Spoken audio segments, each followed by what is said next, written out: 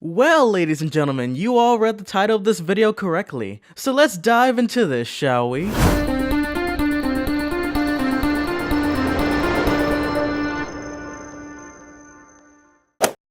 Hello, you curious Star vs fanatics, and you're probably wondering why I even dare to tread onto this subject just days before an episode literally titled Curse of the Blood Moon even premieres. Well, that's because Disney has been pretty consistent with their episode titling lately, tricking the audience into believing that certain episodes are insignificant, when in reality there's more to it than meets the eye. So what about the title Curse of the Blood Moon, for example?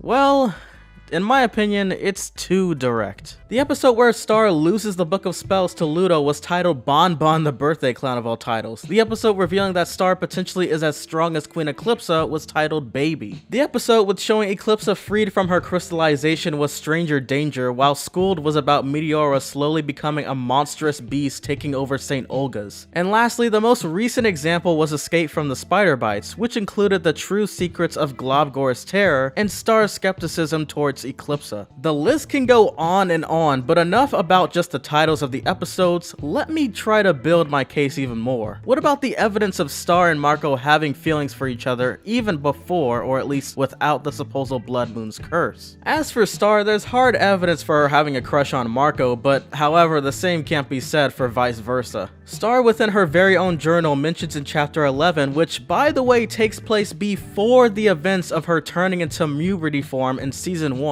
and was an episode that transpired before the Blood Moon Ball, that she already had believed in Marco being somewhat cute, which is the same argument that she tried to make in the season 2 finale Star Crushed when confronted about it. Plus, this scene from the episode Cheer Up Star that kinda shows that Star probably had the feels for him. I guess I'm just not cool enough for a guy with a record. Are you kidding? You're the coolest girl I know.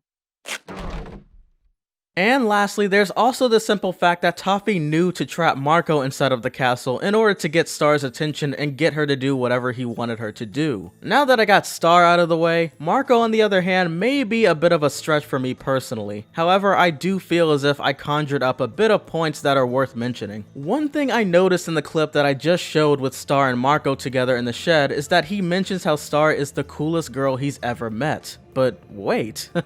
I thought Jackie Lynn Thomas, the one girl he was stalking all the way back from kindergarten, was his #1 choice of being the cool girl. And despite his lifelong crush with Jackie, it's even displayed within the Freeze Day episode that the only special moments that he's ever had with her is simply waving and nodding. So, how exactly can there be a true close bond between the two if he probably doesn't even know what favorite music, food, or anything she likes? Even within Slumber Party, Marco admits to possibly not having any true reasonings for liking Jackie. I have a crush on Jackie. At least I think I do. But what does that really mean? I put her on this sort of pedestal. So, do I like the image of her or for who she really is? I mean, I like her enough to know that she deserves someone who wants to get to know her, which is definitely me. Sure, Jackie has been proven to be cool and all, but of course Marco is going to be mourning over Star leaving Earth, because his true character development and thrill to adventuring was through the many things him and Star went through together. I even believe that Jackie herself also knew about Star and Marco's close relationship and almost unbreakable bond, saying that her and Marco being best friends is something that they both knew wasn't true. Now, don't get me wrong, but even though the naysayer himself was a true curse to avoid victims from confessing their love to their special someone, and there was the fact that the naysayer himself said that Star is a good friend to him. Just like how Star explains to the Box of Truth, people's feelings and affections towards someone and something can change unexpectedly. And I believe that the true effects of that happening was the end of season 2, where Marco was about to say something to Star after she revealed that she had a crush on him. And even the same thing can be said about Jackie and how she felt about Marco after getting the revealment of the fact that Marco had a crush on her. Who do you have a crush on? Okay, this really cute guy from skate camp last summer, he's really nice. Aww. Jackie, who do you have a crush on? I don't know anymore. No! And oh, now let's remind each other about how insecure Marco is known to be, and even confesses in a way also within the Naysayer episode. How do I get rid of it? Just let it run its course. Once it's shouted all your worst, most shameful secrets, it'll wear off. And how long will that take? It depends. How insecure are you? Oh no.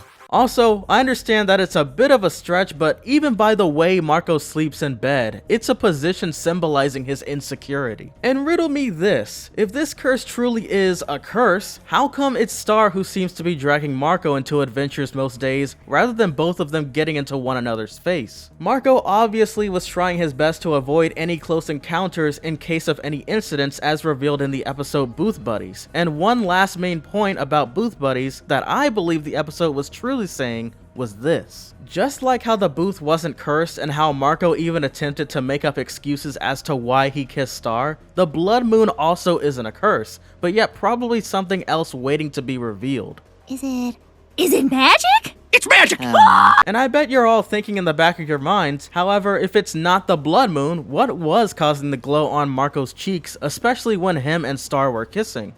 Well, it's quite simple. Marco probably gained those cheek marks after being exposed to the wand's magic like Festivia. Or, my personal belief, Marco is the true butterfly like Eclipsa, and the mole reference that everyone keeps bringing up shows that he belongs within her family tree. And most importantly, Marco's moons and stars, well, stars probably resembles the moon and the sun. Two beings of light to the opposite side finally being together due to destiny and not a curse. Something that potentially Eclipsa's father was hoping for from the beginning. And well, if all of this is the case, what about Tom? Does he know of this? Isn't the blood moon why he wanted to dance with Star so badly? He was the person who mentioned it being only every 667 years supposedly. For all we know, perhaps the blood moon is a curse, but not how we're thinking it as. This has been The Next Big Thing, and I mainly did this video in case Disney tries to pull a fast one on me again. I will catch you all in the next one. Peace!